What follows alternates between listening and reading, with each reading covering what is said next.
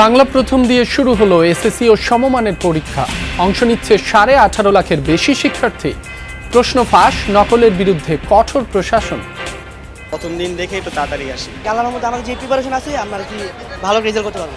শিক্ষামন্ত্রী যে ভয় দেখাইছে সে ভয়টার থেকে কিছু একটু টেনশন আছে। নগর নিয়ামতপুরে স্বামী স্ত্রী ও 2 সন্তানের মরদেহ উদ্ধার। আলামত সংগ্রহ ও হত্যাকাণ্ডের কারণ খুঁজছে পুলিশ। ডিপো থেকে সরবরাহ বাড়লেও পাম্পে তেলের জন্য দীর্ঘ অপেক্ষা। কবে স্বাভাবিক হবে পরিস্থিতি, প্রশ্ন সাধারণ মানুষের। আজকে আমি 1600 টাকার তেল পেয়েছি, মানে খুব ভালো লাগতেছে। জি, অ্যাভেলেবল হচ্ছে, এখন চাহিদা মতো দিচ্ছি আর কি। যা যতটুকু প্রাপ্য আমরা সেরকমই দিয়ে দিচ্ছি। হাসপাতালে হাম আক্রান্ত রোগীর সংখ্যা বাড়ছে। রাজশাহী মেডিকেলে স্বজনদের হেনস্থার প্রতিবাদে ধর্মঘটে ইন্টার্নরা।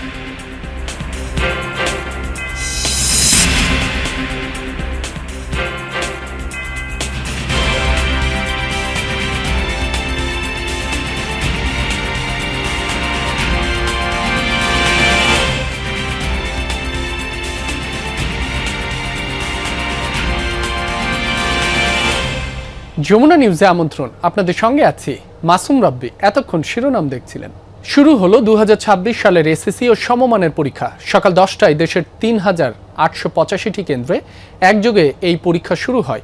প্রথম দিনে বাংলা প্রথম পত্র পরীক্ষা অনুষ্ঠিত হচ্ছে। পরীক্ষা শুরুর 30 মিনিট আগেই কেন্দ্রে প্রবেশের নির্দেশনা থাকায় আরও আগে ভাগেই কেন্দ্রে হাজির হয় পরীক্ষার্থীরা।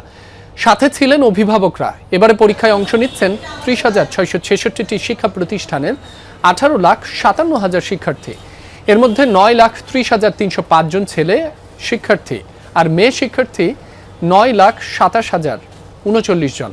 শিক্ষার্থীদের সুবিধার্থে কেন্দ্র এলাকা যানজটমুক্ত রাখার নির্দেশনা দিয়েছিল শিক্ষা মন্ত্রণালয়। একই সাথে পরীক্ষার সময় কেন্দ্রে নিরবচ্ছিন্ন বিদ্যুৎ সরবরাহের জন্য চিঠি দেওয়া হয়েছে।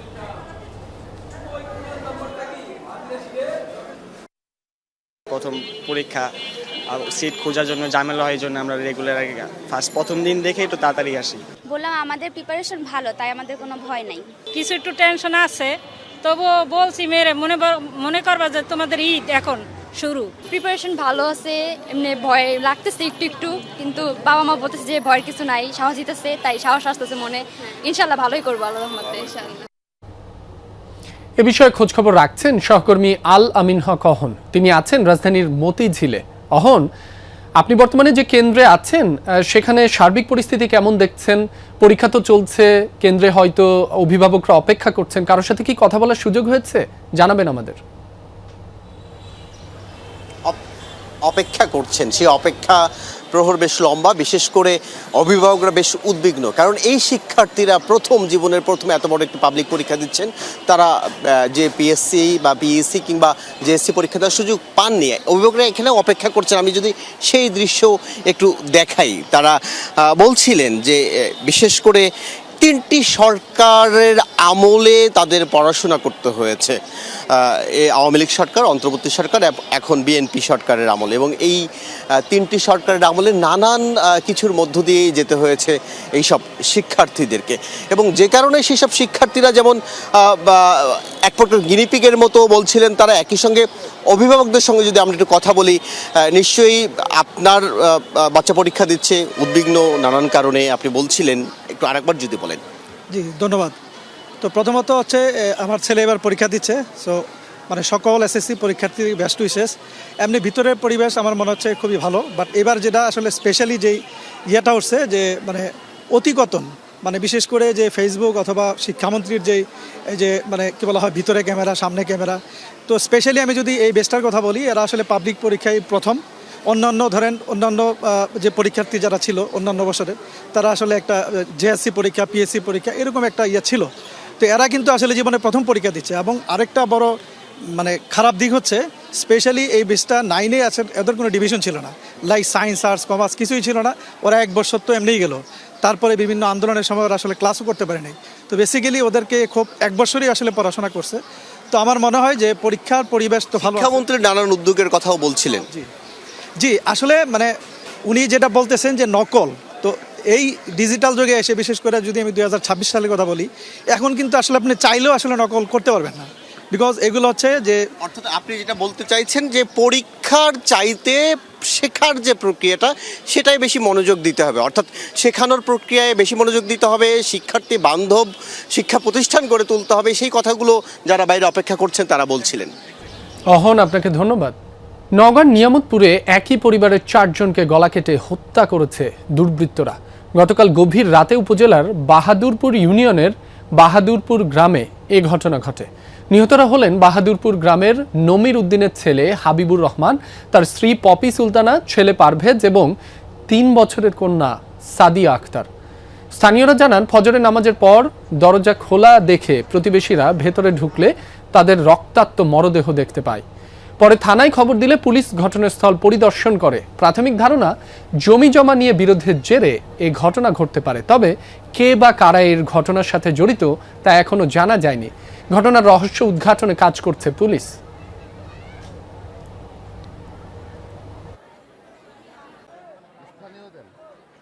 রাজধানীর পাম্পগুলোতে জ্বালানি সরবরাহ বেড়েছে, চাহিদা মতো তেল পাচ্ছেন ভোক্তারা। সকাল থেকে রাজধানীর বিভিন্ন পাম্প থেকে তেল দেয়া হচ্ছে। তেল নিতে গত রাত থেকে লাইনে দাঁড়িয়েছেন অনেকে, রাতভর অপেক্ষার তেল পাচ্ছেন তারা। পাম্পে তেলের সরবরাহ বেশি থাকায় চাহিদা মতো তেল পাচ্ছেন চালকরা। এতে সন্তোষ জানিয়ে অনেকে বলেন, দীর্ঘ সময় অপেক্ষায় থাকার পর চাহিদা মতো তেল পাওয়ায় কষ্ট কিছুটা হলেও লাঘব হয়েছে তাদের। সবার আশা, তেল সরবরাহের এই ধারা অব্যাহত থাকলে সংকট দ্রুতই কেটে যাবে। চাহিদা মতো তেল পাচ্ছি ইনশাল্লাহ। আজকে 1400 টাকার তেল নিয়েছি, ইনশাল্লাহ আর কোনো সমস্যা হবে ইনশাল্লাহ। আজকে আমি 1600 টাকার তেল পেয়েছি, আর মানে খুব ভালো লাগতেছে। সরকারের উচিত এই ধারাবাহিকতা বজায় রাখা। ওয়েল পাস হলো 1200 আর এমনি যারা 800। এখন ওরা 4 থেকে 5 ঘন্টা সিরিয়ালে থেকে অনেক রিকোয়েস্ট করে করতে গিয়ে দেখা যাচ্ছে এদেরকে একটু বেশি দিতে হয়। গাড়ি আছে বর্তমানে, আমার যেরকম দাম বাড়ছে, চাপ একটু কম, আমার যেরকম তেল যা পাবে সেরকমই আমি দিচ্ছি।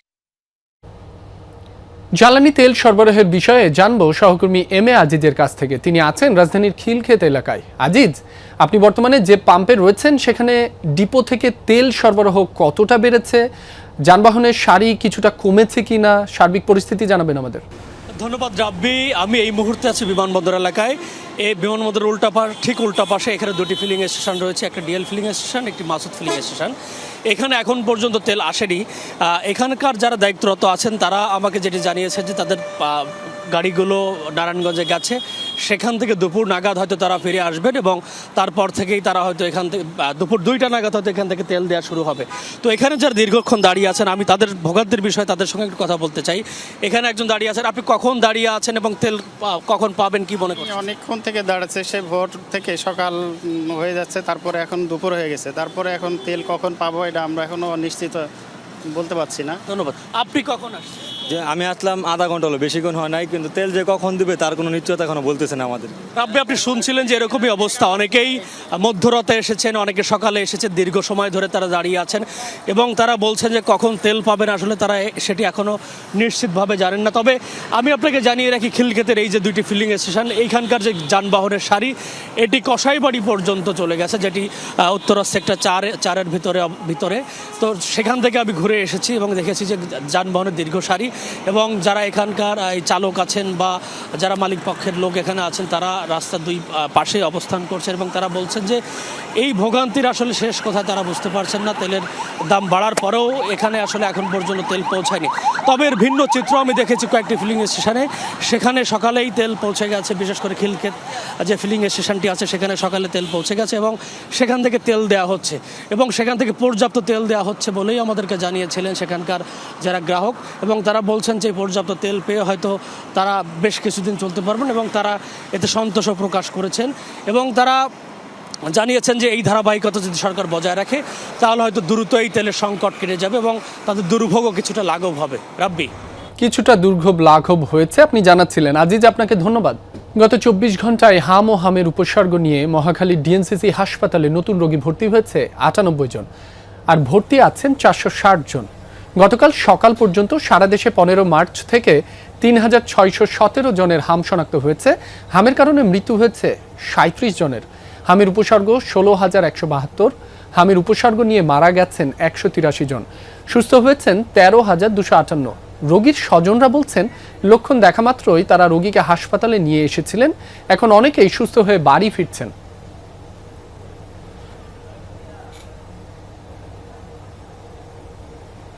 হামের প্রকোপ এবং হাসপাতাল ব্যবস্থাপনার খোঁজখবর রাখছেন আমাদের সহকর্মীরা। শুরুতেই যাচ্ছি রাজধানীর মহাখালীতে, সেখান থেকে যুক্ত হচ্ছেন সহকর্মী তানভীর সিদ্দিক টিপু। টিপু, এই মুহূর্তে আপনি যে হাসপাতালে রয়েছেন সেখানে হাম মোকাবেলায় সার্বিক ব্যবস্থাপনা কেমন দেখছেন আমাদের জানাবেন।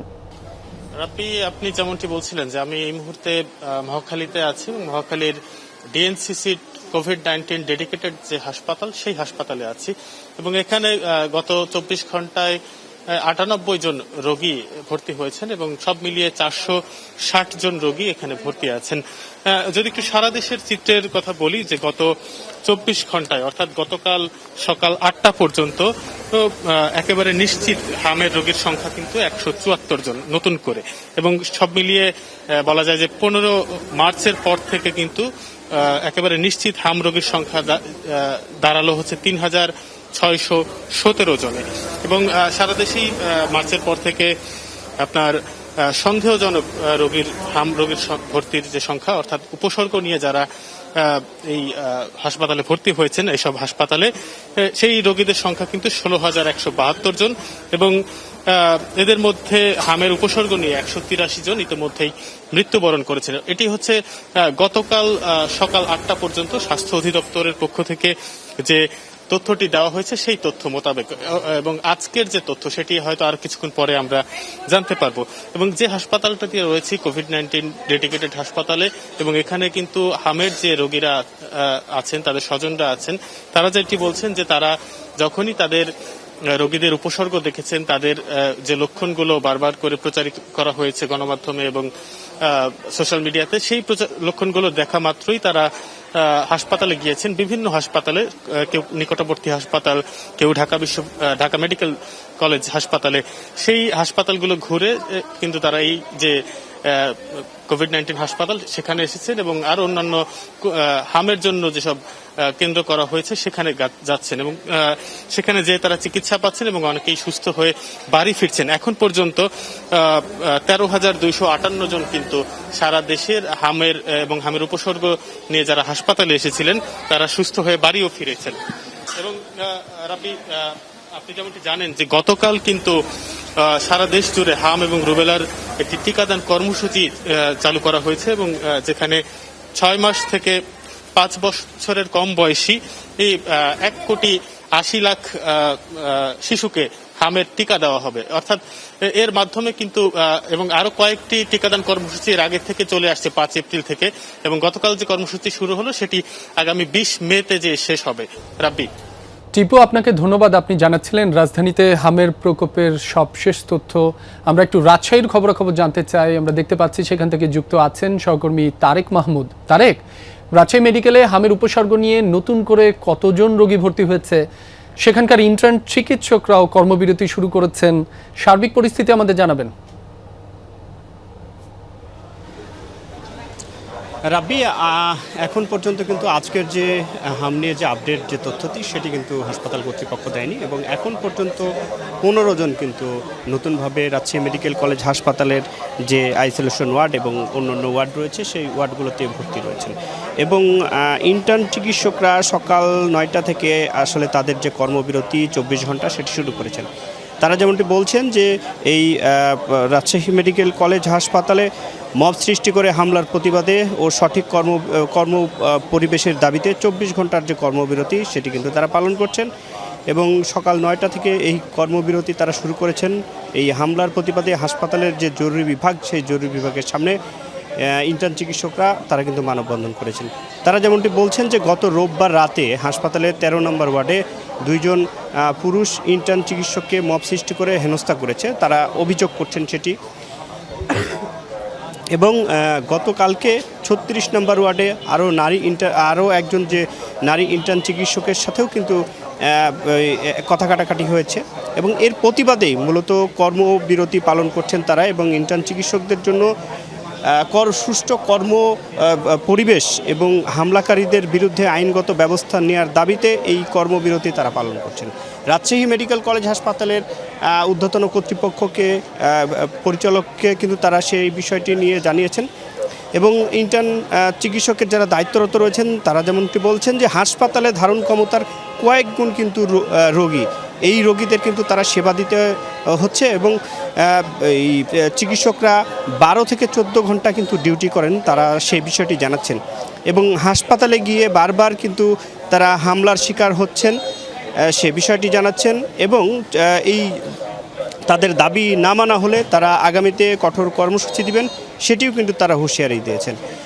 আজকে সকাল 9টা থেকে আগামীকাল সকাল 9টা পর্যন্ত এই কর্মবিরতি কিন্তু তারা পালন করবেন। এর ফলে যেমনটি হয়েছে হাসপাতালের যে ওয়ার্ডগুলো রয়েছে সেবাগুলো রয়েছে সেখানে কিন্তু ইন্টার্ন চিকিৎসক না থাকলে বড় একটি ধাক্কা খেতে হয়, কারণ সিনিয়র চিকিৎসকরা সবসময় কিন্তু থাকেন না।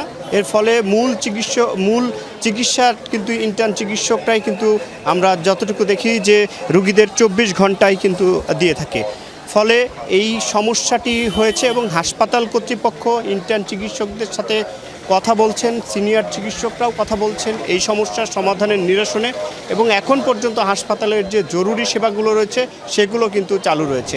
রাব্বি তারেক, আপনাকে ধন্যবাদ। ত্রয়োদশ জাতীয় সংসদের সংরক্ষিত নারী আসনের জন্য ইসির কাছে মনোনয়নপত্র জমা দিয়েছে বিএনপি এবং 11 দলীয় নির্বাচনী ঐক্য। এ বিষয়ে আরো জানাতে নির্বাচন ভবন থেকে যোগ দিচ্ছেন সহকর্মী তানভীর মৌসুম। তানভীর, মনোনয়নপত্র জমা দেওয়ার প্রক্রিয়া কি শেষ হয়েছে? দলের কারোর সাথে কথা হয়েছে কিনা, কি বলছেন তারা? মনোনয়নপত্র জমা দেওয়ার যে প্রক্রিয়া সেটি শেষ হয়নি, সেটি এখনো চলমান। আজকে সারা দিন ব্যাপী আসলে যারা নারী সদস্য রয়েছেন, যারা দলের পক্ষ থেকে বা যে ঐক্য যে জোটের পক্ষ থেকে যারা মনোনীত হয়েছেন, তারা আজকে সারা দিন ব্যাপী এসে তারা মনোনয়নপত্র জমা দিয়ে যাবেন। অর্থাৎ এখানে কিন্তু দলীয়ভাবে সম্পূর্ণভাবে যে একজন এসে বা সম্পূর্ণ দলীয়ভাবে এসে যে সবার, অর্থাৎ বিএনপি জোটের যেরকম 36 জন নারী প্রার্থী আছে তাদের যে দিয়ে দেওয়া হবে বিষয়টি এরকম নয়। আজকে সারা দিনেই আসলে প্রত্যেকে ব্যক্তিগতভাবে যে যার মতো এসে আলাদা আলাদা করে দিয়ে যাচ্ছেন। এর মধ্যে আমরা 2 জন বিএনপির সংরক্ষিত নারী আসনের যারা প্রার্থী রয়েছেন তাদের সাথে আমরা কথা বলেছি। তারা সবাই কিন্তু বলেছেন যে দল তাদের যে নীতিতে এগোচ্ছে এবং দলের যে আসলে লক্ষ্য ও উদ্দেশ্যকে সামনে রেখেই তারা এগিয়ে যেতে চায় এবং সে অনুযায়ী তারা কাজ করতে চায়। সেই অনুযায়ী তারা সংসদে নিজেদের যে কাজ, নিজেদের যে উপস্থিতি, নিজেদের যে প্রমাণ, নিজেদের যে যোগ্যতা সেটির তারা প্রমাণ দিতে চান। অনেকে বলেছেন তারা দলীয় স্লোগানের কথা বলেছেন, যে দলীয় স্লোগানের ক্ষেত্রে বলেছেন যে এই সোনার বাংলাদেশ গড়ার ক্ষেত্রে তারা আসলে কাজ করবেন।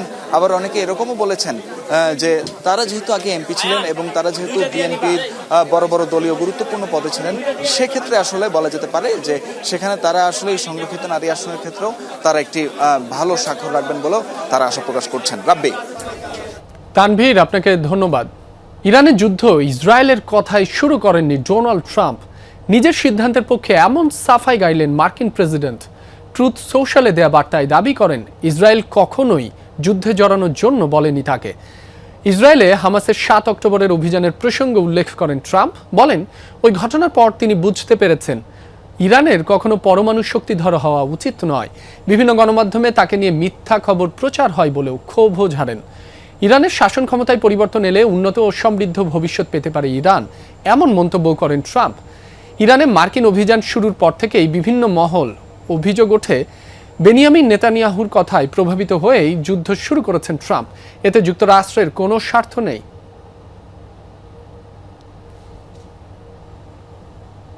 যুক্তরাষ্ট্রের প্রেসিডেন্ট ডোনাল্ড ট্রাম্পকে জনসম্মুখে কঠোর ভাষা ব্যবহার না করার বিষয়ে সতর্ক করেছে পাকিস্তান। ওয়াশিংটন পোস্টের এক প্রতিবেদন জানিয়েছে এ তথ্য। বলা হয় পাকিস্তান সরকারের পক্ষ থেকে ট্রাম্পের কাছে বার্তা পৌঁছে দেওয়া হয়েছে। যুক্তরাষ্ট্র ইরান শান্তি আলোচনা সফল করতে মধ্যস্থতাকারীর ভূমিকা পালন করছে পাকিস্তান। এই উদ্যোগের অংশ হিসেবে ট্রাম্পকে সংযুক্ত থাকার অনুরোধ জানায় দেশটি। বার্তা সংস্থা রয়টার্সকে দেয়া এক সাক্ষাৎকারে পাকিস্তানের এক কর্মকর্তা জানান ইরানের কাছ থেকে ইতিবাচক সাড়া পেয়েছেন তারা। পাকিস্তান আশা করছে আগামী 2 দিনের মধ্যে আলোচনায় অংশ নেবে ইরানের প্রতিনিধি দল।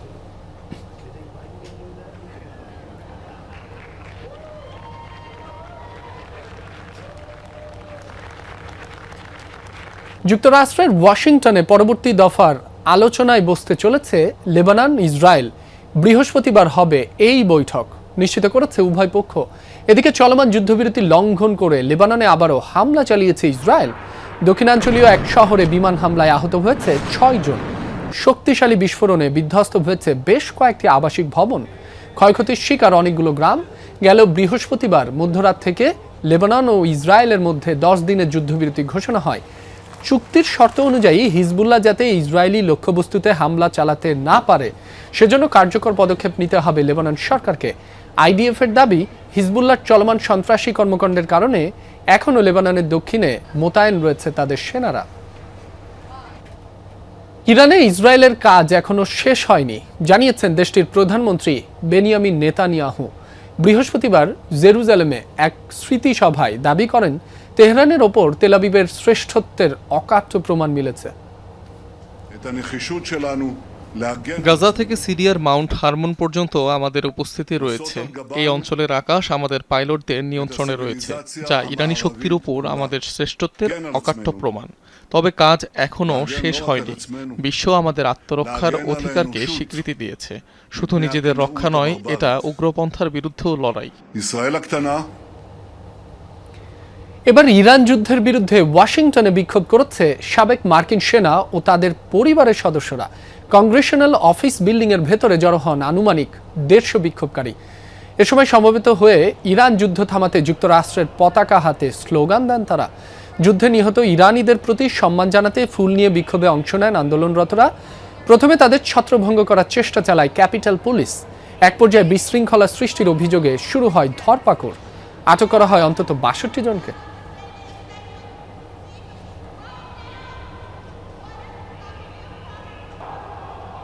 যুদ্ধবিধ্বস্ত গাজায় সংঘর্ষে জড়িয়েছে হামাস ও ইসরায়েল সমর্থিত মিলিশিয়া যোদ্ধারা। সোমবার দক্ষিণাঞ্চলের খান ইউনিসে আধিপত্য বিস্তারকে কেন্দ্র করে সংঘর্ষের সূত্রপাত হয় দুপক্ষের।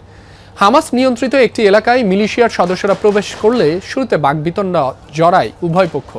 পরে মিলিশিয়াটির একটি গাড়ি লক্ষ্য করে ট্যাঙ্ক বিধ্বংসী গ্রেনেড ছোড়ে হামাস সদস্যরা। এতে কোনো ক্ষয়ক্ষতি ও হতাহতের তথ্য মেলেনি। গাজায় যুদ্ধবিরতি কার্যকরের পর থেকে প্রায়ই ইসরায়েল সমর্থিত মিলিশিয়া বাহিনীর সাথে হামাসের সংঘর্ষের ঘটনা ঘটে। উপত্যকায় হামাসের আধিপত্য কমাতে বিরোধী সশস্ত্র বাহিনীগুলোর প্রতি সমর্থন রয়েছে তেল আবিবের।